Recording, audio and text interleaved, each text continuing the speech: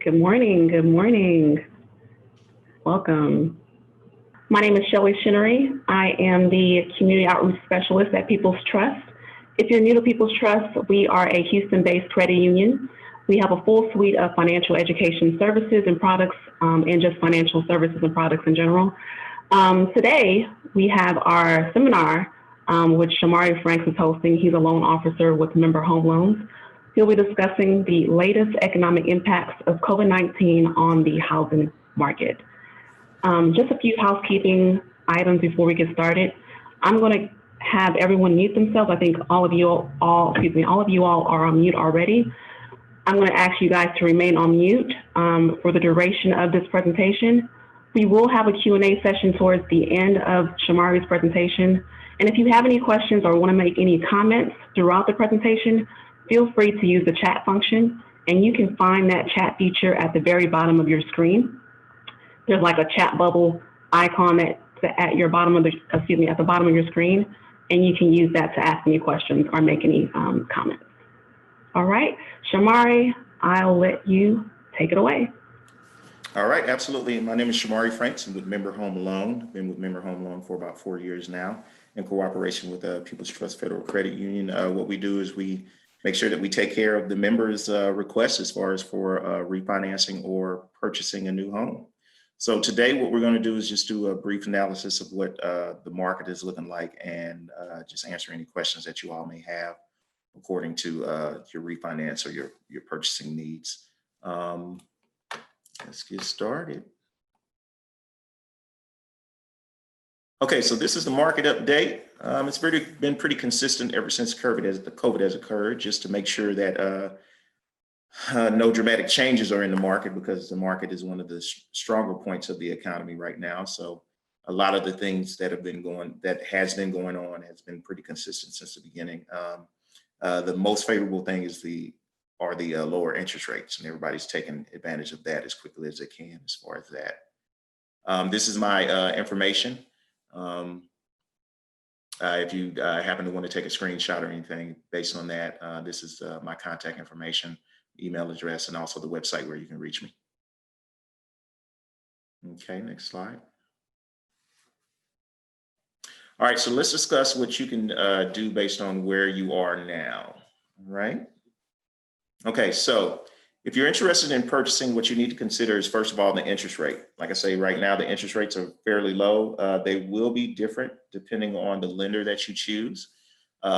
Lenders are usually going to go higher on the interest rate if they're talking about lowering the closing costs, or they will charge you their formal closing costs and then lower the interest rate. So that's usually what happens as far as with the interest rate. Also, your credit score is an important factor, especially right now, because lenders kind of determine what credit scores they're going to accept. Since the interest rates are low, they have increased some things as far as accepting certain credit scores. I would honestly say that your credit score for refinance needs to be at least above 620, but for a purchase, your credit score needs to be in that 640 to 680 range. Usually FHA loans, there are two types of loans that most people go with, FHA and conventional. FHA usually allows you to go down to a 580 credit score, but as of right now, that has not been the thing because the interest rates have been so low and there's been so many loans coming in. So what the lenders have done is they've started to, well, the investors, let me say, the investors in the secondary market, where most of your loans go, they've started to increase the credit score that's needed. Like I said, before February, it was like 580 for an FHA loan. Now the lowest credit score is usually somewhere, has to be at least above 640, or I've noticed above 650, between 650 and 680. The other thing that you want to take in consideration is your down payment and your closing costs. Understand that when you are looking at a home and someone says that you need to put at least 3% down or 3.5% down or 5% down, depending on what type of tier you fall in, that's not including your closing costs. So usually what happens is that your total cash to close when you get to the table to sign your documentation in order for them to put the keys in your hand will include paying your down payment, lender fees, title fees, and then setting up your escrow account. And your escrow account is what is wrapped into your monthly payment in order to cover your taxes and insurances. Okay, so those are the three things that you want to consider when you are interested in purchasing. First of all, the interest rates are at an all-time low. So if you have some money in your pocket that you've saved, and if your credit score you think your credit score is in a decent place, what I would say is jump into the deep end and just see exactly where the process takes you. Because a lot of times we have a tendency just to let our own fear kind of hold us back. So just jump into the process. Understand you can stop at any time. Understand that with a good loan officer, they're going to tell you if now is the best time or if you need to wait a little while. There's always a couple of different phases that come into the aspect. So if the interest rates are good, if your credit score is good, and you have some money, then I would definitely say jump into the purchasing process. Okay, next slide. Okay, so if you are looking to refinance or sell your home, the market is very good right now too. I'm hearing that homes are staying on the market anywhere between 5 to 14 days before they at least have a contract. Keep in mind that your purchasing process usually takes about 30 days. Your refinance process usually takes about 45 days, just depending on all the information that we need to gather and all the parties that are involved. So right now, as you can see on the chart, as far as November, home sales continue to go up. This is from 11:15 to 11:20. You can see how quickly the units jumped, and that's from har.com, in which you can go to shop your homes that you're interested in your area. Now, once again, home sales are going up. So if you're looking to sell your home and repurchase a new home or refinance, it's because of the interest rates. The interest rates are so low that everybody's in the market to either do one of the three: refinance, purchase, or take cash out from their current or existing home. Okay, so things are definitely jumping. Keep an eye on that and strike while the iron is hot. And understand things are usually secular. They usually change after a new presidency, after certain disasters in certain areas, after certain things that happen. The market is going to fluctuate. Will it fluctuate dramatically in order for you to notice it? Like, say, for example, will the rate today be 0.5% higher tomorrow? No. It usually is a gradual process. But between now, understand that lenders and investors don't like low rates. Okay, they want to. You think about it: if you're purchasing a home and you're purchasing it at 3% for the next 30 years, that's pennies on the dollars for the lenders. So sooner or later, they're going to want the interest rates to increase. The federal government is going to want to increase interest rates. So we can expect to see the interest rates kind of increase once everything stabilizes after COVID is under control. And then when people start to get back to work, because of course, COVID has caused the market to be a little, let's see what's the word I'm looking for, a bit unstable at times because the unemployment rate has increased quite a bit. So keep that in mind. Once the market starts to drive better, interest rates will drive up also. Okay, next slide. Okay, so no matter where you are, just remember the things that you need to do. Make sure you pay your bills on time, especially the things that are listed on your credit report. Anything that's established in your credit report, you need to make sure you pay those on time, especially mortgages, car loans, credit cards, basically anything. Keep in mind as far as medical bills. Medical bills we exclude from your debt to income ratio, but it will still affect your credit score. So if you have an emergency room visit and you don't end up paying that bill and they add it to your credit report, it will affect your credit score and decrease that. And we're in the business to just request the credit scores. So when we request them, there's nothing that we can do as far as a medical collection that may decrease your score. So just keep that in mind. Pay all your bills on time. Continue to save money. That's very, very important. When you're looking at saving money, what you want to do is you want to save about 10% of the sales price. Will you need all of that? No. But if you keep in mind, I want to save at least 10% of whatever sales price I'm looking at, then that's most likely what you're going to need to close. When you negotiate certain fees and things like that, is when you negotiate the buying and selling process with the seller and your realtors. That will diminish how much money you need to close depending on what type of deal you you set as far as with the seller. But at the end of the day, keep in mind to kind of look at collecting about 10% of the sales price. That will cover, like I said before, the down payment. That'll cover lender fees, title fees, setting up your escrow account, and then you'll still have some money left over. So 10% is always a good rule of thumb, even though you're not going to use all of it at the end of the process. Okay, better safe than sorry as far as that. And then once again, plan ahead, and that goes into what I just said. Just take the time to plan ahead. Don't be afraid to ask any questions. Don't be afraid to divulge information with your loan officer, because everything that you divulge lets us know what plan of action we can go as far as towards that. So those three things are a very good thing to keep in mind. Continue to pay your bills on time, continue to save money, and make sure you also plan ahead. Okay, next slide. All right, so at this time, we're in the Q&A section. We've done a quick analysis of what the market is looking like. So let's jump into some questions and see exactly what you have, so we can see if we can get you on the right track to purchasing a home or refinancing as soon as possible. Any questions we have so far? I have a question. Yes, ma'am. So my father has been in one of those home loans that pretty much has had, I guess, I don't know what you call them these days, but his interest rate has been 9% for 22 years. Okay, gotcha. And it's a $60,000 loan. So Okay, we're at the end of it. Well, we're paid more than halfway. Mm-hmm. And I've inquired about refinancing a couple of times, and every time we do, they're just kind of like, well, your taxes aren't, sufficient enough, and this, that, and the other. But he's been paying on this loan for 22 years. He's never been late. Mm-hmm. And we just want to get a loan for him that is more fair, I guess, right? I got you, yeah, because the interest rate is extremely high on that one. Extremely high. So, is there any suggestions or tips that you can help us with regarding that? I just signed him up for a People's Trust recently, but I've been a member for, I think, 10 years now. Gotcha. So any suggestions or tips that you can give us regarding possibly? Yeah, was the and not to divulge too much information, so I just kind of skimmed the surface. Was the original loan purchase as through a lender, or was it purchased like through a buyer's? No, it was a lender.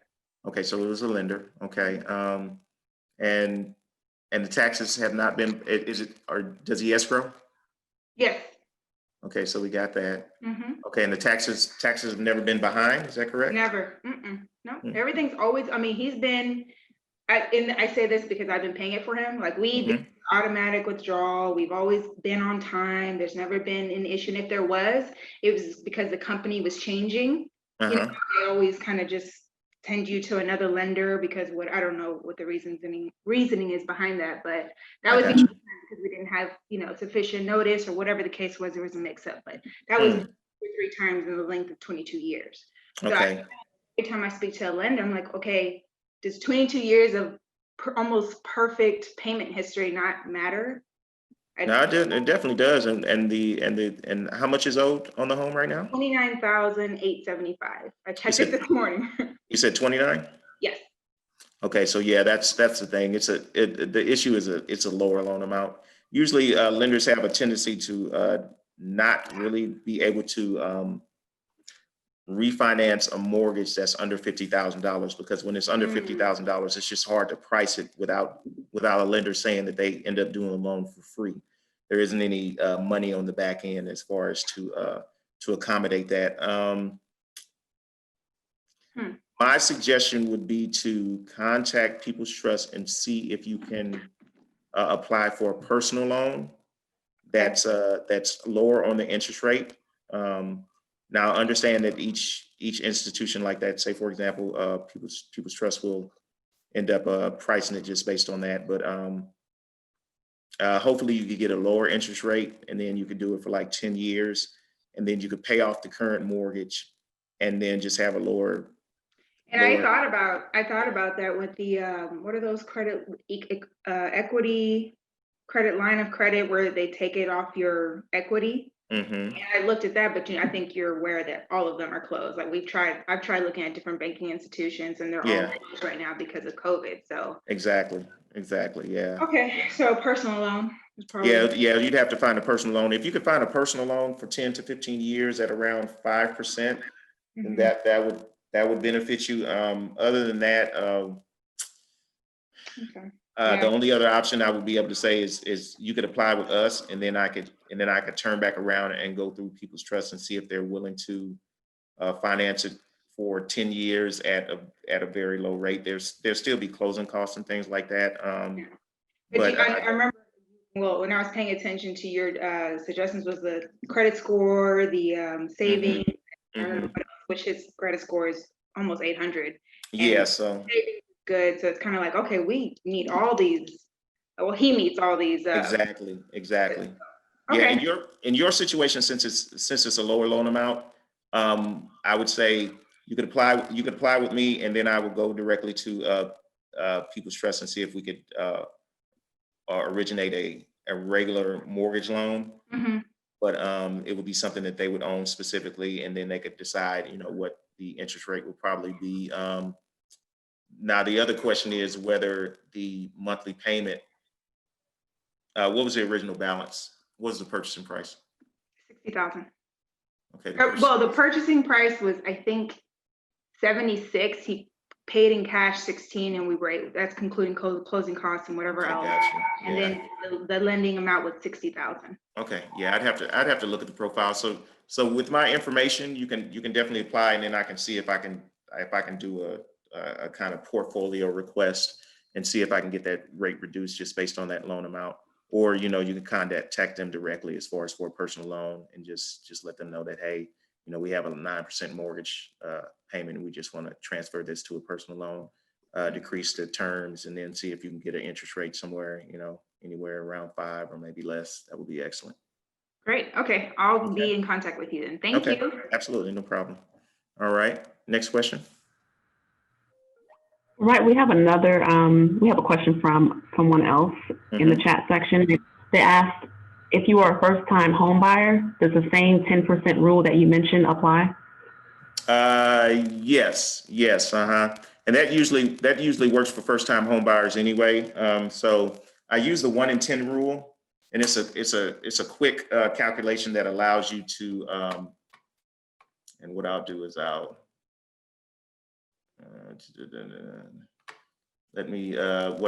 type it in the chat, and I'll let you know. But while I'm typing in the chat, I'll explain it. Basically, what you want to do is you want to take the sales price and multiply it by 1%. Okay. If you take the sales price, multiply it by 1%, and then subtract $200. That's going to be the estimate of what your monthly payment is going to be in the Houston area. Okay, based on first-time home buyer, putting 3% down, paying for your other closing costs.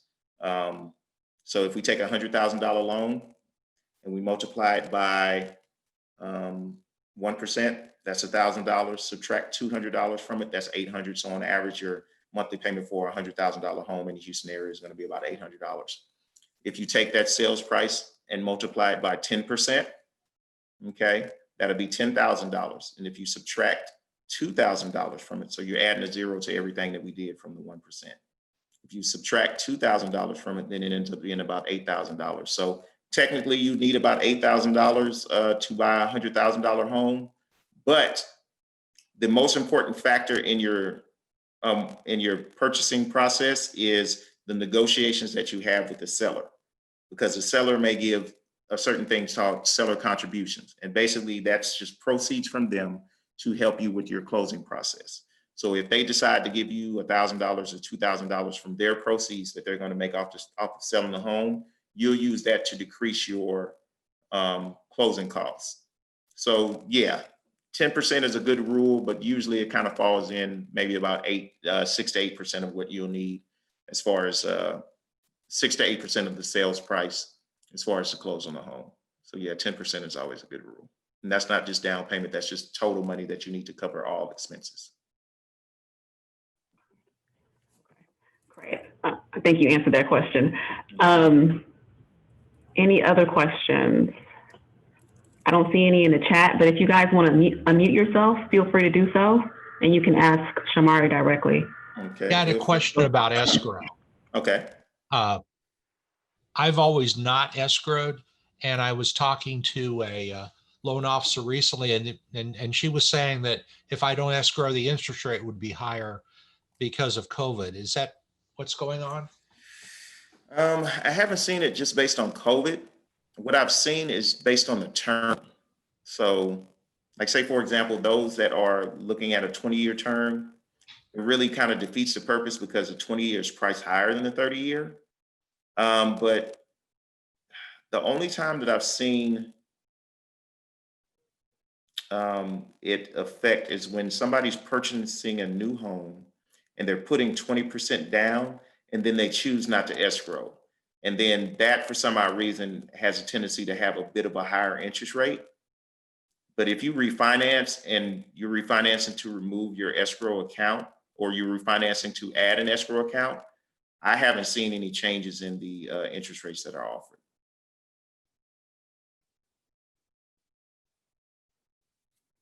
Okay, thanks. Oh, absolutely. All right, here's another question, Shomari. All right. Any advice for those who also desire a custom built home? Are you building it on land that you currently own, or are you planning on purchasing that land prior to building the home? That's the question.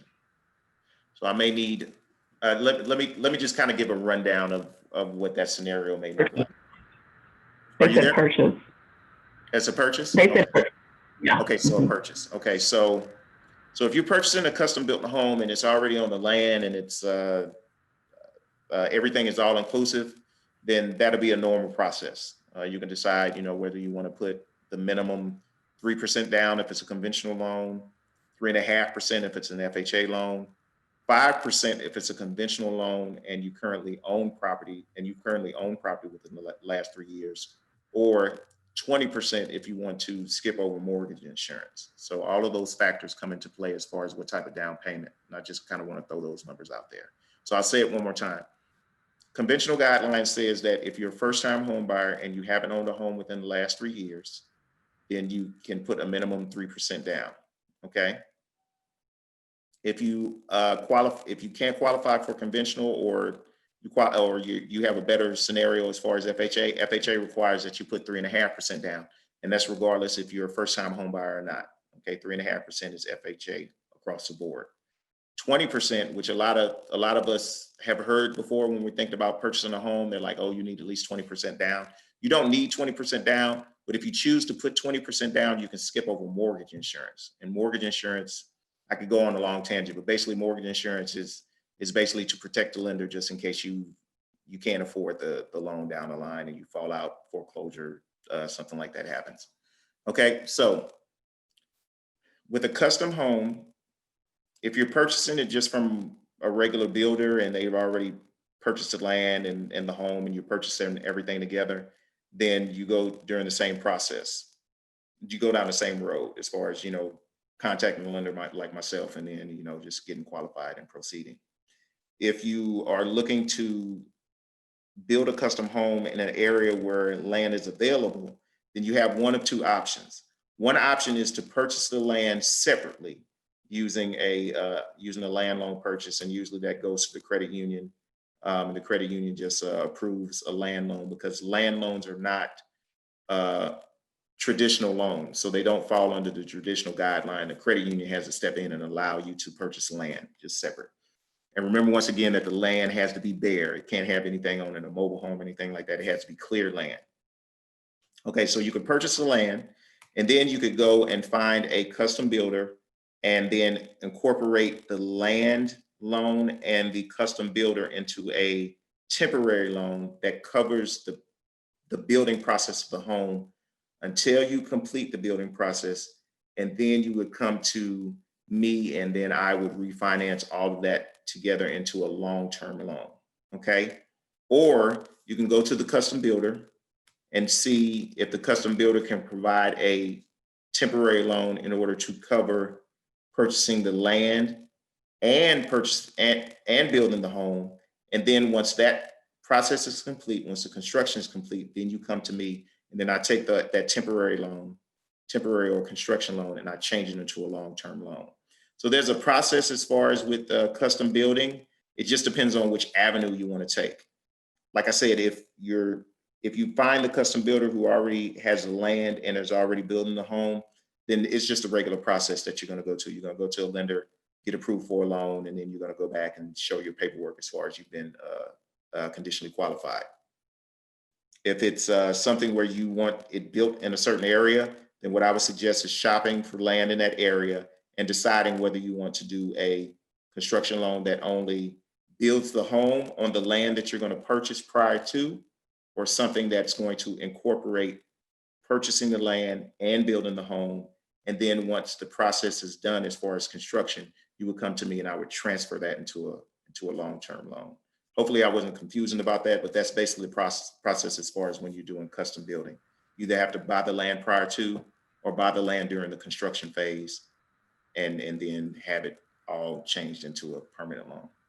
Okay. They said, thank you. That was very informative. Okay, absolutely. I have a question. Mhm.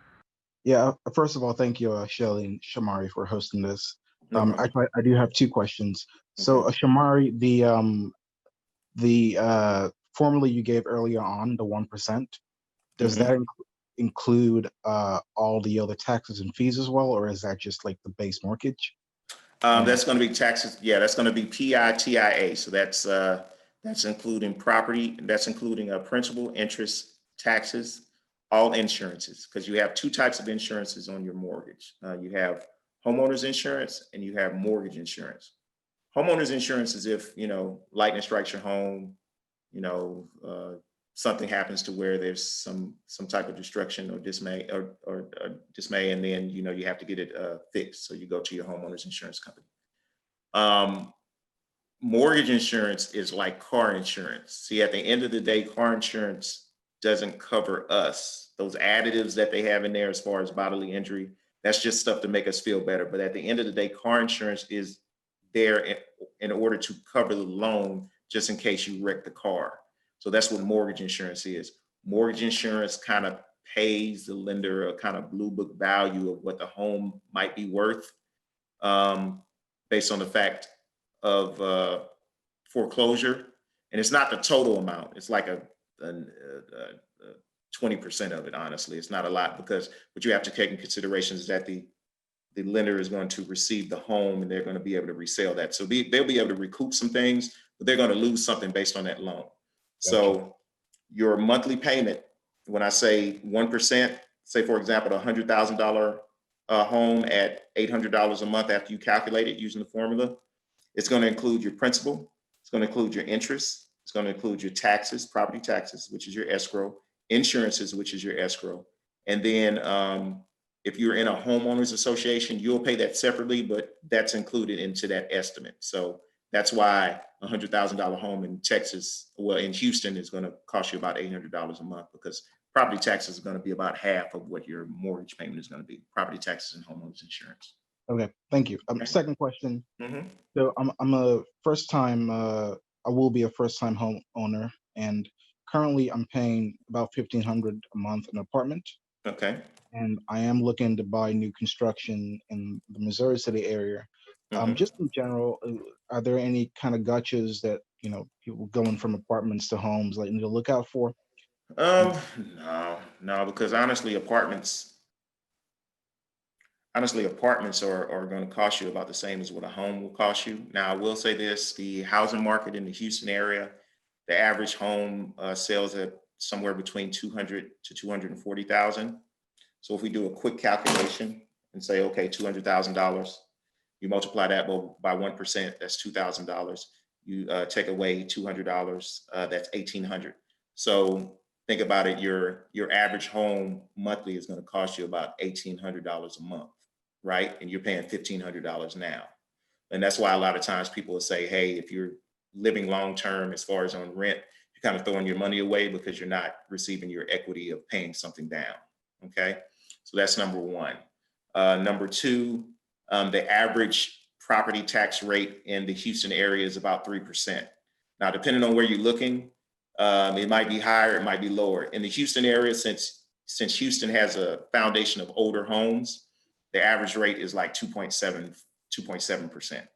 But when you move out to Pearland, when you move out to Cypress, when you move out to Fort Bend area, depending on where you are, the interest rate might increase to like 3%, 3.125. So we usually just calculate about an average of 3% in the area. So it's not a got you.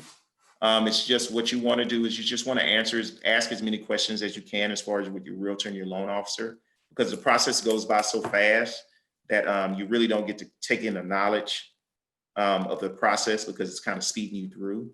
So I would say if your credit score is in a good place, if you have some money saved or you have a retirement account that you can tap into before 59 and a half, and you're ready, then just go ahead and jump in, because as of right now, you're renting and you know where your money's going. It's going directly to the renters, and you're not getting any equity back from it. Thank you. No problem. All right, Shomari, we have another question here. Any recommended first-time home buyer programs that you'll recommend? You can. The ones that I can recommend are the ones through the credit unions that we affiliate with, like, for example, People's Trust. Some of the credit union, I think People's Trust offers 100% financing. I might have to go back because they kind of change. Each credit union kind of changes their. Do you all still offer that 100% financing? Do you know, Sheila? Let me double check for you, but we were. Okay. I know we're code for sure. Yeah, that's a good buyer's assistance program. I think the credit score you need to have is at least 680. But what it allows you to do, it's not truly 100% because you're still responsible for closing costs, but it allows you to roll in your down payment. And a lot of times your down payment is a big bulk of what your closing costs are, or at least half of it. So say, for example, if you're talking about purchasing a $100,000 home and you have to put 3% down, and that's $3,000.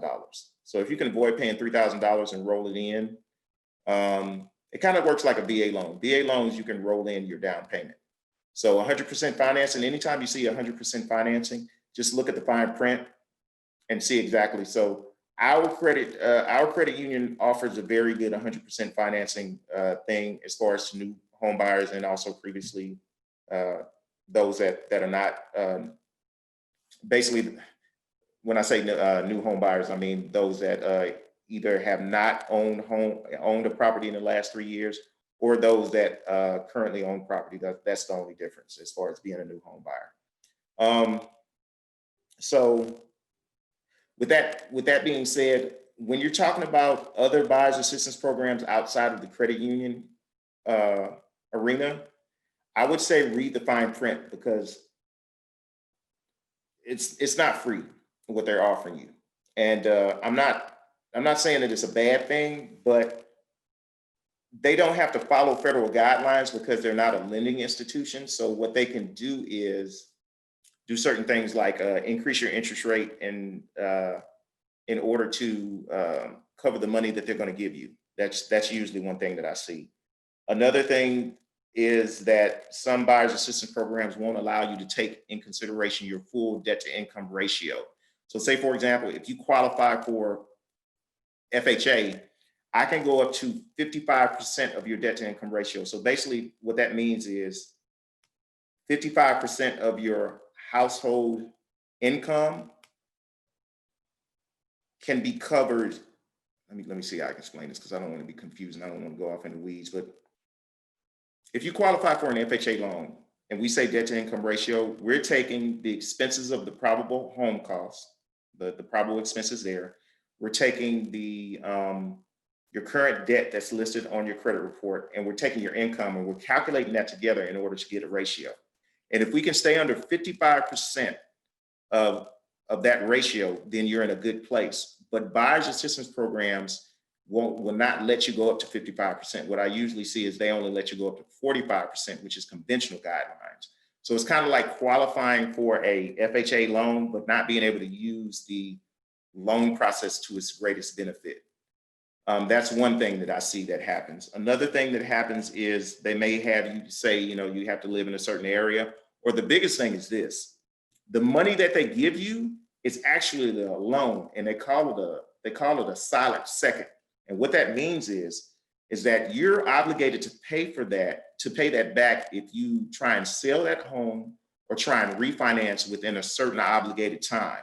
So say, for example, if you signed up with a buyer's assistance program and in the documentation, they said, hey, you have to stay in this home for at least 6 years or you're gonna have to pay that money back. You say, oh, okay, I'm gonna stay in it for 6 years, but I wanna refinance because the rates are low. Well, if you try and refinance because the rates are low, that still falls within the same guideline because they're the lender and they wanna keep you under their umbrella. So if you try and refinance with another lender, that throws everything out. So what happens is they take that money that they gave you and they add it to your payoff, which balloons your payoff out of proportion, and then you can't refinance your home. So I'll say this as far as buyer's assistance programs. We don't really affiliate with too many of them because they have so many stipulations that we just can't conform under. But if you decide to go with a buyer's assistance program, read the fine print and do this in stages. Use your own money whenever you can, because that will save you whenever you're not borrowing any money from someone else. Have a good realtor that's going to negotiate seller contributions from the seller, because that's the easiest way to get the same amount of money that you're going to get back from a buyer's assistance program. If a buyer's assistance program is going to give you $3,000, but you can get that same $3,000 from the seller, that's free money, because the seller is trying to sell their home and they're like, hey, I'm gonna sell this home for $100,000. It's already paid off. So what's $3,000 given to you in order to help you with closing costs in order for me to expedite this and get my $90,000 and I'm gonna get back $1,000. But basically, you understand what I mean. Basically, $3,000 is nothing when you're gonna get $90,000 back. So the buyer's assistance program, just read the fine print. That's the best thing I can tell you as far as that. And just ask a lot of questions because they usually have some loopholes as far as what you can do and what you can't do. Okay. All right. Okay, they said thank you. Okay, very good. I see another one that says, what is the ideal credit score to have and what should be the utilization? Mm-hmm. Okay, so I'm gonna jump on this one. I was just jumping ahead of you, I'm sorry. So the ideal credit score to have if you're refinancing is at least 620. If you're trying to take cash back out of your equity, I would say it needs to be around 680. Right now, the best credit score that I've seen to kind of waver in between FHA and conventional and get a really good interest rate has been about 680 also. So the sweet spot is about 680 right now. But you can do some things as far as purchasing with something above 640. It just means that your interest rate is going to be higher. Just keep this in mind. The lower your credit score, the higher your interest rate. Just like if you're applying for a credit card, if your credit score is lower, they're going to hit you with higher interest rate. So a car loan, if your credit score is lower, they're going to hit you with higher interest rate. So what you want to try and do is understand that the higher your credit score, the lower your interest rate, and then that will allow you to save money in the long run. Because over 30 years, just like your car, over 6 years, you understand that you're almost paying twice for that car. The $20,000 car may cost you $32,000 by the end of the process. So just think about how that goes in 30 years, and that's one reason why interest rates have to stay in a certain range, because it can't be impossible for you to be able to pay it off because you have to pay so much interest. But at the same time, just keep in mind that the higher the credit score, the lower the interest. And then another thing is, no matter what you're paying off on your credit cards, on your credit report, whether it be auto, whether it be credit cards, whether it be a mortgage, try and send in more than the minimum amount. If you look at your credit card statements and realize that if the minimum amount is 25 and they're also charging you $25 in interest, then you're not really paying off the card. The majority of it is going to the interest. So whenever you make payments higher than the actual required monthly payment, you reduce the interest that you pay, and you also reduce the principal faster on anything that you do. So always try and pay more than what is recommended. Okay. Whenever you have some extra money, think about, where can I put this that will benefit me the most, whether it be on the principal of my mortgage, whether it be in the escrow account, because that will affect what your monthly payment is going to be, or whether it be on a credit card, because you've been paying the minimum. You see your credit card only diminishing $5 and $10 a month. Okay. All right. Right. And they also ask, where can I look for my mortgage credit score? They know Credit Karma doesn't reflect the true scores all the time. Yeah, exactly. And let me jump back on that utilization real quick, and I'm gonna jump to the next thing. Utilization. It's recommended that you do not use more than 30% of your credit limit. So say, for example, if you have a oh, my brain, I'm getting a brain freeze. Hold on. Okay. So say, for example, you have a credit card with a $300 limit. Then that means that you should never charge more than $90 on that card. If you keep it below, it's all about discipline. So if you keep your balance only 30%, within only 30% of the actual credit limit, then credit card companies will see that, well, the creditors, no, not the creditors, the credit bureaus will see that you have discipline and you're not overspending yourself, and you're also keeping that down, which I would highly suggest just pay it all off in the next month if you charge it like that. And it makes it easier for you to maintain. And then it also increases your credit score a lot faster because you're showing discipline as far as that. Okay, so the next question, where can you look for a mortgage credit score? You know what, that's a hard thing. Shamari, we have a great product for that. It's called Secure Checking. Okay. And it allows you to monitor your credit, and you also are able to view your reports from all three credit bureaus. And I'll include that information in the chat section, the site, where you can learn more about that. And also, in addition to protecting your credit, and this is something I signed up for a few years ago when the Equifax breach happened, I quickly signed up for that. And so I get alerts on my phone to let me know whether or not my credit has been tampered with. So it's a really great product to use, especially during the time where you're trying to look for a home. So in addition to offering the credit file monitoring, it also offers travel and leisure discounts, shopping rewards, and coupons, and health discount savings on top of everything else. Yeah, that definitely helps. Usually when you're talking about Credit Karma, just to jump in on that part, I would add somewhere between 15 to 20 points. Well, no, I'm not even add. I would subtract somewhere between 15 to 20 points based on your Credit Karma score. So if your Credit Karma score right now is like 667, then I would kind of say that it would probably be like closer to 650. You really won't know for sure as far as because a mortgage credit pool is basically just all inclusive. We're looking at all history that's on your credit report. It's even going to show us stuff that's paid off. It's going to show us everything. So that's why it ends up being, your credit score ends up being lower, because we're looking at everything we possibly can, because we understand that a mortgage purchase is large. It's for 30 years. So we can't avoid not looking at certain things. And because of that, let's see, what's the other thing that you can do? Definitely what Shelly said as far as that. And then also you can go to the Consumer Financial Protection Bureau. That is the government organization that is responsible for monitoring all of us as far as when we're talking about consumer finance, credit.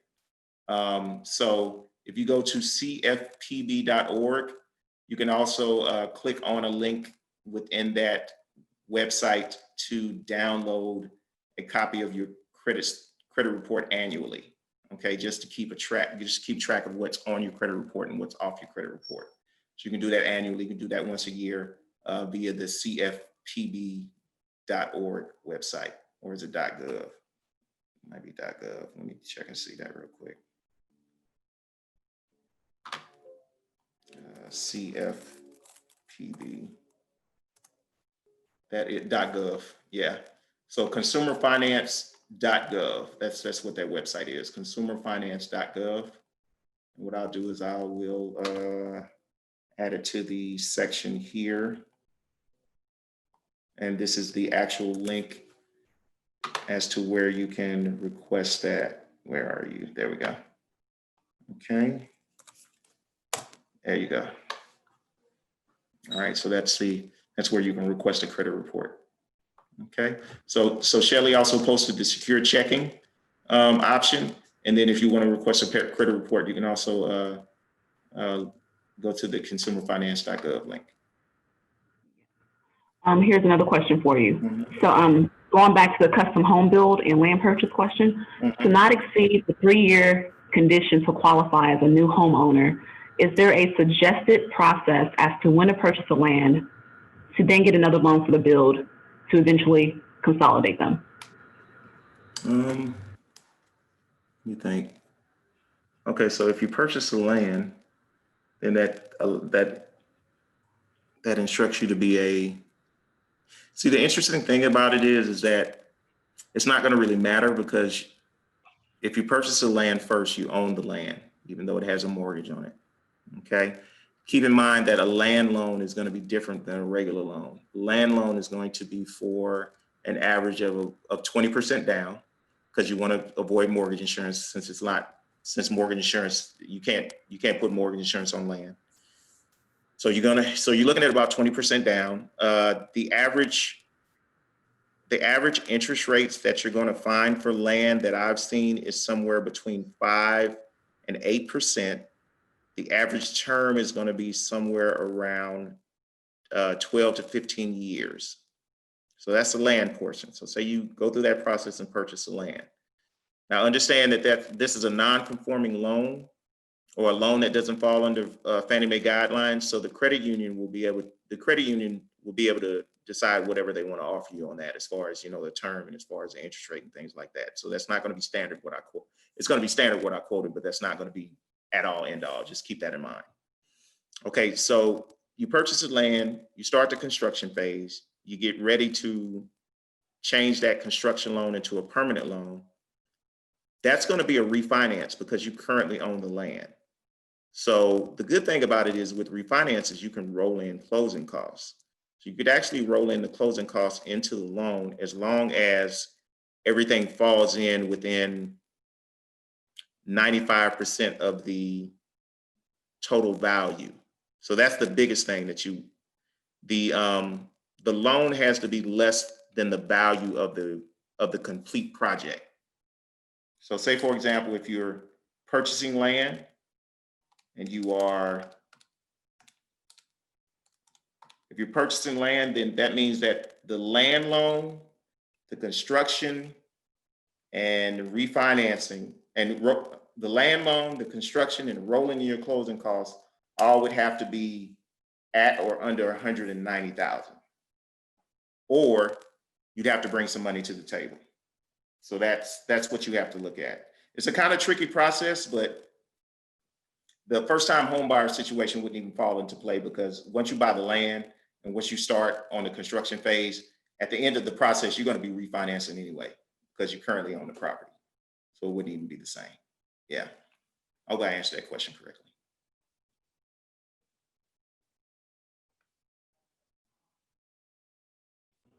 I think you did. I don't see. Okay. Okay, so someone else has another question. They said, my father remortgaged a second home he had that was paid off back in 2004 at a variable interest rate and was not able to afford it a few years later. So my brother took over the payments and he has been paying on it for years now. Is there any way we can transfer or remortgage the house under my brother's name with a lower interest rate? Is that even possible? I'm not sure. Go ahead. I'm not sure. Oh, okay. Yeah. So you see the rest of it. Yeah. If it was a home equity loan or what type of loan it was, but it was only for 64 and the lowest variable rate was, I'm not even gonna say that out loud. Yeah. Okay. All right. First of all, yeah, that's not cool. But yeah, right. It is horrible. Okay, so first and foremost, did he take over the payments and he's kind of paying in place of your father, or did he actually? Okay, so he's not even on the loan then, right? Okay, so it all depends on his profile. Okay, and then also, is your father still living there? Because Texas has some, no, it's under my father's name. Okay, Texas has some homestead rights as far as when you're trying to purchase from a relative. If the relative is no longer living with you, then you can take that on. You can take that on as your own loan. But if you have a relative living with you, say like your mother wants to sell, say like your mother wants to sell you her home, but and y'all are living together, but she still wants, your mother wants, say y'all are living together and your mother wants to sell you her home and she's still going to live with you, then that means that you all have to get a loan together. You have to apply together because that's her homestead also. So she has to be on that loan. Let's see, the loan and the deed. So in his situation, yes, you can refinance that. It all depends on what his scenario is, credit scenario. Okay, so if he is not living in the property and it's not his primary residence, then it would end up being an investment property. Okay, so my suggestion would be to, is your father still on father's name? I'm just trying to see if I missed anything. So does your father, is it just in his, let me just ask this, okay? And I don't mean to be, just as a loan officer question. Is your father still living? Is your father still living or is he in a different facility or? Okay, got you. Is he currently living in that home? Okay, no. Okay, so he's not living in the home, but he owns the home. Okay, all right. So if he's not living in the home, what you can do is you can refinance it, but it'll be an investment property since it's not his primary residence. Okay, the only other option that you would do is, let's see, you said that someone else is living in there. You said okay, so this would be the best option. Either have your sister refinance in her name since she's living there, or have your brother and sister refinance. And then what will happen is that your sister will be able to take over your sister will be on there as the primary. So you will be able to get those primary purchasing benefits. And then the brother will be on as a second borrower as far as to strengthen her profile if she wouldn't be able to qualify by herself. So basically you want your sister and your brother to both be on the loan application, and then you could go through there as far as that. Yeah. Now the interesting thing, the fact that he's not there, if it just depends on what type of loan it is. Is it a reverse mortgage?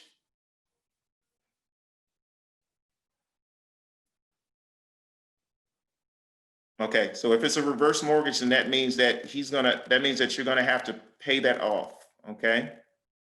So that'll happen in the refinance process. It gets a little tricky with the reverse mortgage, but I would suggest having your sister and your brother apply at the same time. That'd be her primary residence. So you only have to put a minimum down, and then we'd have to work through the process of seeing exactly what direction it would go and what other information we would need. Yeah, so that'll work.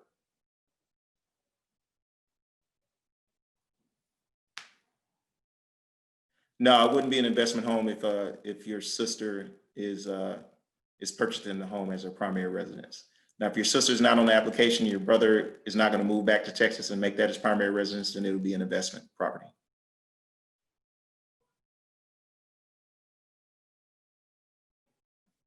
And what that means is the rates, yeah, all rates are low, but they're going to be higher than just the regular rate.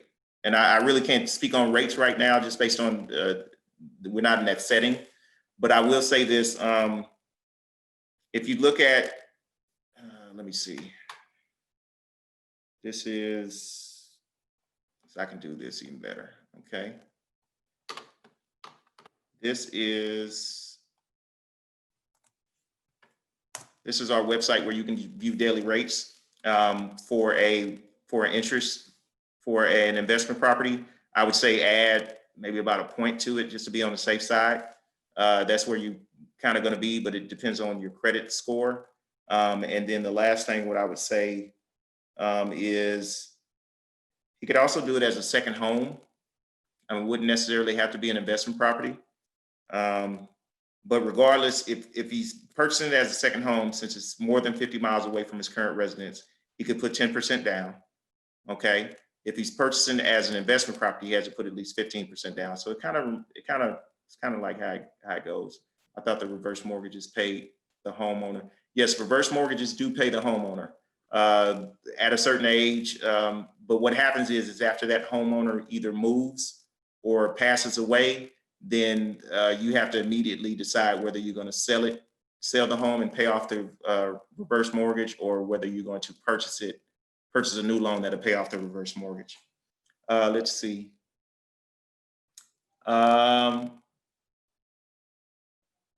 Okay, so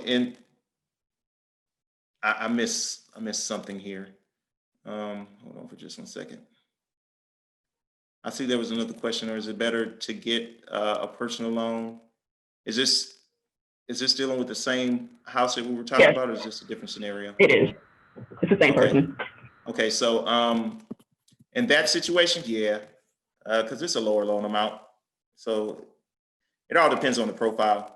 See, once again, the higher the credit score, no matter what situation you walk into, if whoever is attempting to qualify, if the credit score is higher, then you're going to get a better outcome as far as what your loan qualification is, as far as interest rates and things like that. So it really depends on the profile at that point. So if it's 35,000, then yeah, I would say personal loan. Or if personal loan doesn't look like a good avenue, then just come and get with us, and then we'll see what People's Trust can do for you as far as that. No problem at all. No problem at all. Okay. All right. Any more questions before we wrap it up?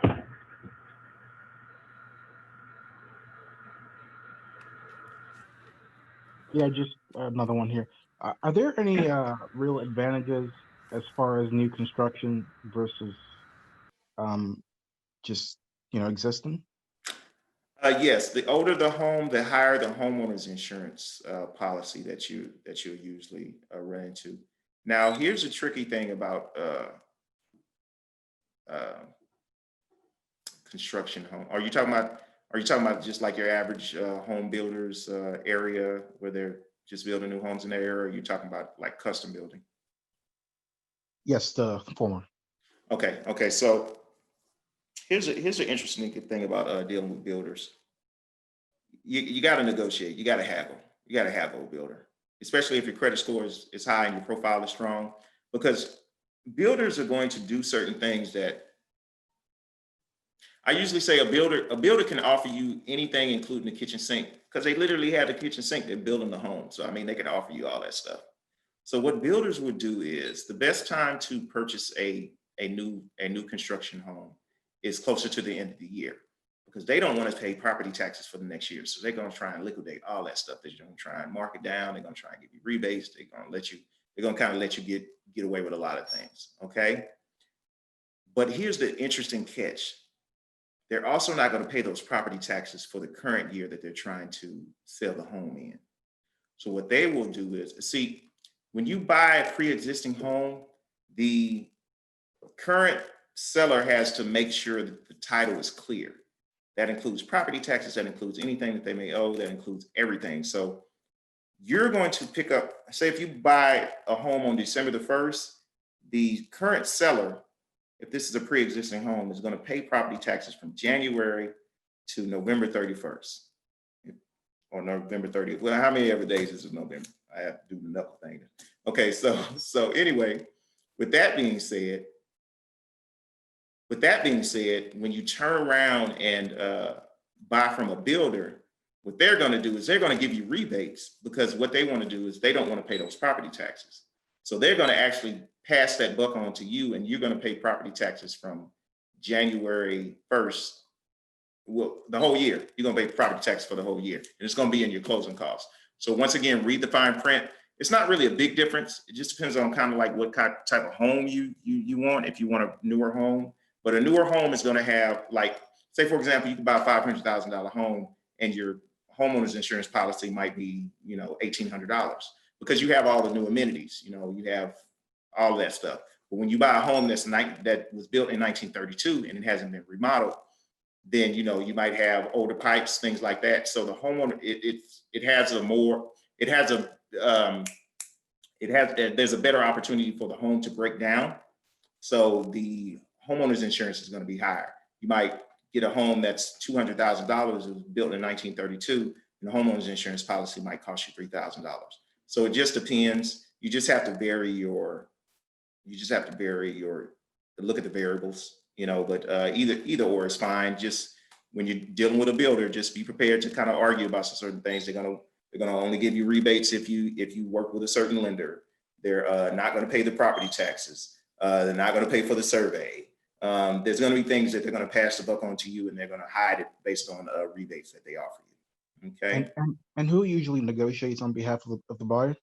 You need your realtor. Get a realtor. Get a realtor. Because what will happen is if you walk in there and sign any documentation with them, a lot of times realtors complain about the fact that builders will have you sign something that says that they're representing you and they've pushed your realtor out of the phase. So just understand it like this. A realtor is like your own, it's your representative. I don't want to use the word lawyer, but basically it's your mortgage lending, it's your purchasing representative. Okay, let's just say it like that. So when you're looking around for homes and you call that agent that's posted outside the home, understand you're talking to the listing agent. You're talking to the person that's representing the seller. So they really don't have your interest in mind because they're trying to sell that home to you. And they're trying to make sure that the seller is happy.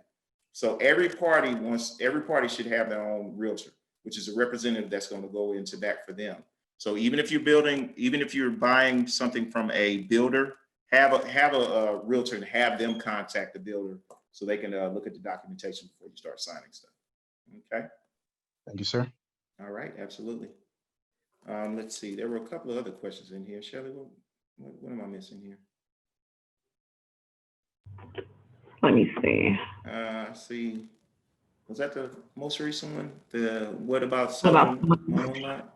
I think that's one of the new ones. I don't think you addressed that one yet. I got you. Okay, so what about selling my own lot?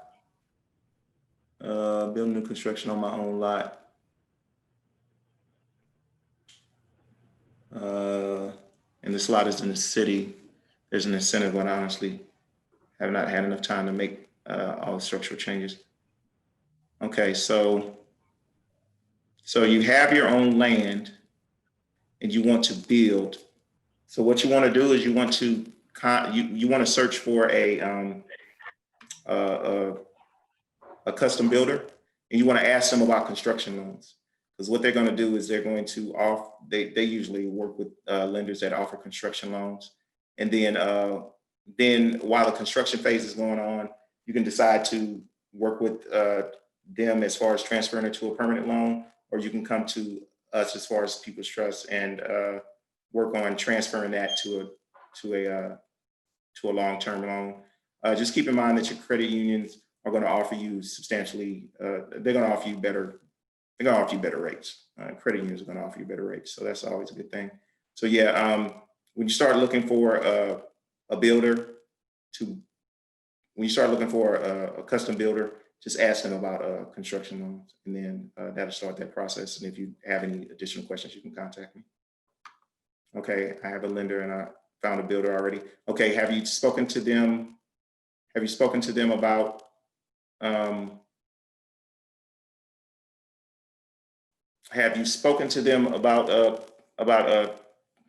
construction loans yet? Because that would be the next thing.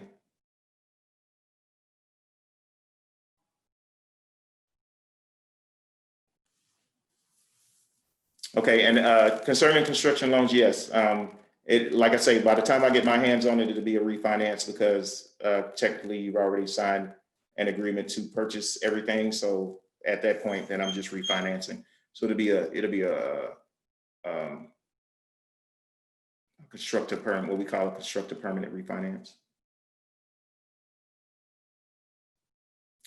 Do they want builders and investor moving into building townhomes?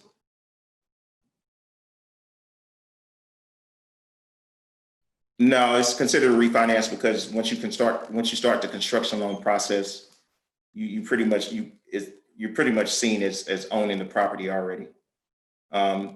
because it's a construction loan as far as that. Even if you haven't purchased the land prior to starting the construction phase, a construction loan is a temporary loan. So you've already kind of negotiated terms as far as for the construction phase. And then after the construction phase is done, everyone is expecting you to transfer that into a permanent loan. So that's why it's a refinance. But People's Trust can refinance. People's Trust can purchase. I don't think People's Trust takes land loans. I'd have to look up the qualifications. But I know that we refinance and purchase all the time with People's Trust.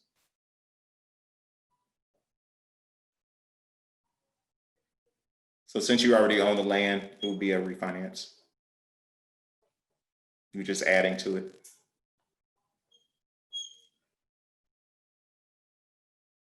Is this going to be a primary residence, or because I see the building townhomes?